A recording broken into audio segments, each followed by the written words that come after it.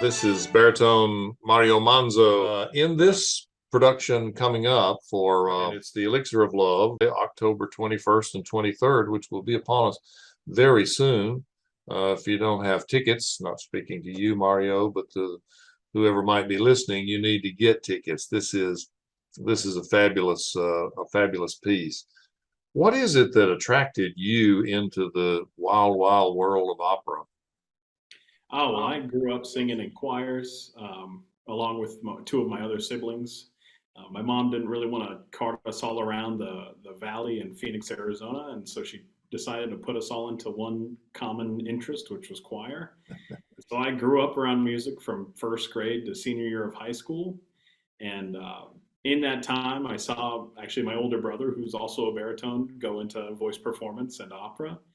And for a while, I thought, I could do that, but I like sitting in the choir, sitting in the background. I don't need the spotlight on me.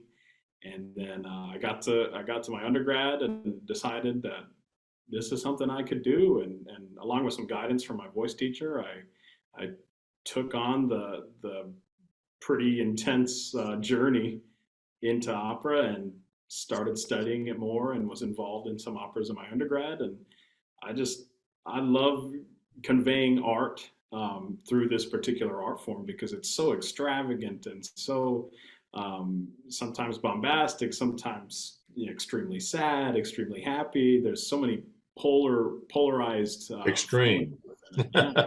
Yeah, yeah. Extreme. I first met you in Germany. You were singing there, and I heard you. I don't remember what it was, but I remember thinking as I was watching that this guy's having fun doing this. It's not a chore because you really do enjoy being able to perform these characters and be able to sing this glorious music that we call opera. Interestingly enough, I think one of the first real things that you and I worked on was the Nemorino Belcore duet. It sure was. Yeah, it was. I'm just now recollecting that, but that's I borrowed yeah. your army green jacket. You're playing Sergeant Belcore. Tell me what you see. What's his story? Well, I can imagine he worked his way up through the ranks of the army, whatever army he's serving. I don't Must remember. be it. Must be Italian.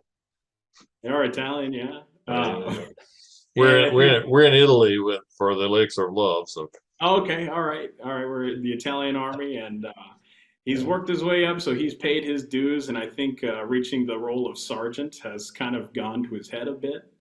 I consider him pretty self-absorbed, and I think everyone else who Yeah. watches can consider him pretty self-absorbed. But at the same time, he he really does take himself pretty seriously compared to the how the characters around him view him and how he's portrayed to the audience.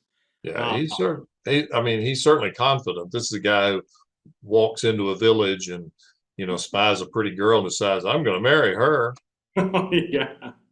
And on top of all that, I think his position of power leads him to believe that he can do whatever he wants to get his way, whether it's swindling or womanizing or whatever it be. And on that note, I mean, if you're back in this day and age, if you're traveling around with your regiment and you walk into a village, you don't know whether or not you're going to be alive next week. So I imagine that's kind of what spurs Belcore to latch on to the first pretty woman that he sees. He's a funny guy. But what do you do to prepare for a fellow who has real depth, for a character who has real depth, but is also has to be a funny man? I try my best to lean into the quote taking myself too seriously because it really does offer a contrast to a lot of the comedic moments in the opera.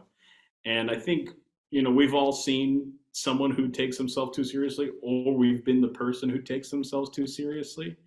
And in hindsight, looking back on those moments, you can look and say, "Oh, this was a lighthearted moment," but this guy wasn't really in on it, and so I think we can all find that to be pretty hilarious. I love the Elixir of Love. I think it's just it's such a great sitcom, and unusual because we don't kill anybody in this opera. Everybody goes their way at the end, pretty happy, I guess. Maybe Belcore's not so happy that he doesn't get the girl, but if it were a sport, I would think that Elixir is kind of the tetherball of opera because the plot bounces back and forth as these characters kind of work around each other. Everybody's got their play in motion, but none of it's coordinated.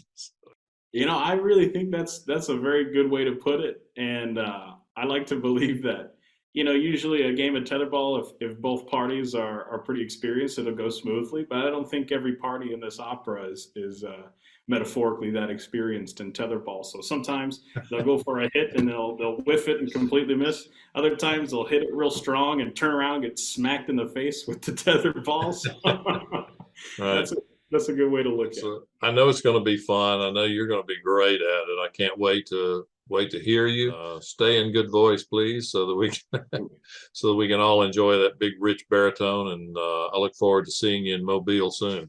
Well, I'm very excited. This is my professional debut, so I'm very much looking forward to it. I'm honored to have the opportunity, and I've been to the Mobile area a couple times before, and I'm excited to come be in such a rich arts community. Thank you, Mario. We're looking forward to having you in Mobile, and we'll see you soon. My pleasure.